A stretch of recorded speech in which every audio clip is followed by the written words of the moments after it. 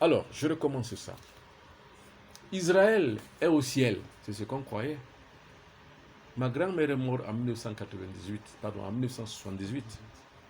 Elle croyait qu'Israël est au ciel. Elle est morte dans cette idée, dans cette idéologie qu'Israël est au ciel. C'est-à-dire qu'au ciel, il y a Israël, donc il y a un peuple que Dieu a choisi, c'est Israël. C'est là-bas où était Dieu. Et jusqu'aujourd'hui, les négro-africains croient qu'Israël est le peuple choisi par Dieu. Et on dit encore aux négro-africains que le roi d'Israël, donc le roi des Juifs, c'est Jésus. Mais ça ne suffit pas. Il n'est pas seulement le roi des Juifs. Il est aussi le roi des Fonds, des Minas, des Kabyais, donc des Béninois, des Togolais, des Camerounais, donc le roi de tout le monde entier. C'est ce qu'on croit. Et les négro-africains y croient. Et ils savent dur comme faire que c'est vrai. Parce qu'on leur a imposé ça. On leur a fait comprendre ça, croire à ça, par la force. On a coupé la tête des gens pour que vous y croyez. Donc l'histoire est écrite par les vainqueurs. Donc la religion n'est pas une histoire spirituelle, la religion est une question d'une vision du monde par rapport à un impérialiste. L'impérialisme occidental veut que nous voyions les choses de la même manière et que nous voyions les choses de la manière ignorante possible afin que leur hégémonie s'étende sur nous. Et les négro-africains qui ne comprennent pas ça ne veulent même pas comprendre, ni même en entendre parler. Ils disent, oui, je sais ça, mais laissez-moi comme ça, je vais croire à ça. Il y a des gens qui m'ont écrit comme ça, Monsieur Benoît Bitton, tout ce que vous dites, oui, mais laissez-moi croire ce que je veux croire. Mais croyez que ce que vous voulez. Mais seulement quand ces gens-là parlent de la tradition négro-africaine, ils en parlent à cœur joie, l'insultent, l'escamotent et disent tout d'eux.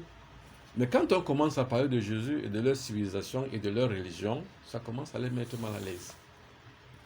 Donc ils ne doivent pas être mal à l'aise, ils doivent tout à fait être aussi contents de suivre et de subir et de comprendre que les autres aussi savent que Jésus n'est rien.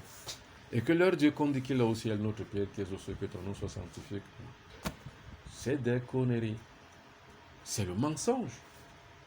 Pour le négro-africain, Dieu n'est pas au ciel. Parce que là, si on projette Dieu au ciel, voyez-vous la distance entre le ciel et la terre? C'est à des milliers et à des millions des années-lumière. Une distance énorme. C'est la raison pour laquelle les Noirs prient. Il n'y a pas de résultat. On est toujours ce qu'on est.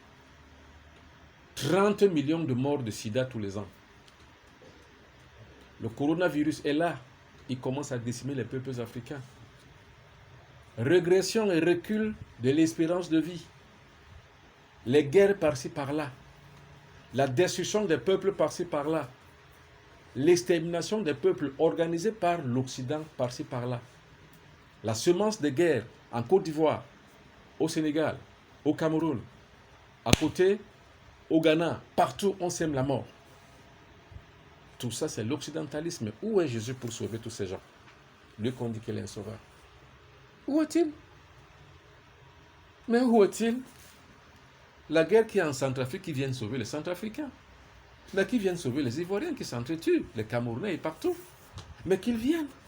Mais on ne le voit pas. Voilà un mec qu'on a placé devant la conscience des gens. Et on leur a dit c'est votre sauveur. Mais il vous a sauvé de quoi? Posez cette question à un chrétien, il sera incapable de vous répondre. Il va vous dire au mieux, il nous a sauvés du péché et de la mort. Mais quel péché et quelle mort? Ça veut dire que nous ne parlons pas de la même mort qui se passe en Centrafrique et de la même mort qui se passe en Côte d'Ivoire, qui se passe au Cameroun et qui se passe partout ailleurs.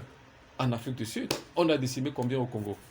Au Congo démocratique, en République populaire du Congo. On a décimé combien? Combien en mourront encore bien dans 5 ans, dans 10 ans, dans 50 ans? Ils en mourront à 1000 feux. Et ces guerres-là sont alimentées par qui? Par le monde chrétien. Mais où est Jésus pour empêcher ça?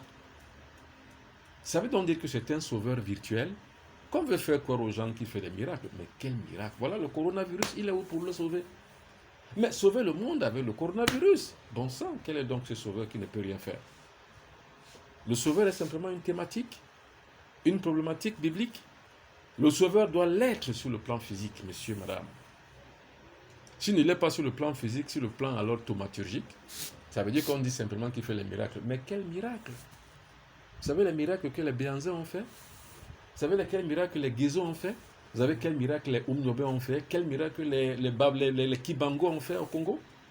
Ils ont réveillé les morts. Les Oshofo au Bénin, vous savez quel miracle ils ont fait ces gens? Non.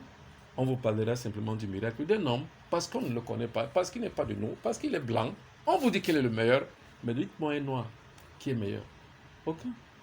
On fait croire aux Noirs que c'est les autres qui sont au-dessus d'eux. Ils n'ont pas Dieu, ils n'ont pas la conscience, ils n'ont pas l'âme. Ils ne peuvent donc pas se sauver. Il faut donc qu'on crée un sauveur et on le leur donne. Voilà ce qui se passe, les amis. Maintenant, il faut être idiot et con pour y croire. Parce que la croyance relève de la bêtise humaine et de l'ignorance. Seule la connaissance permettra aux négro-africains de pouvoir ouvrir la porte de l'institution de la sagesse qui leur permettra d'être libérés de l'esclavage. Sinon, l'esclavage ne fait que commencer.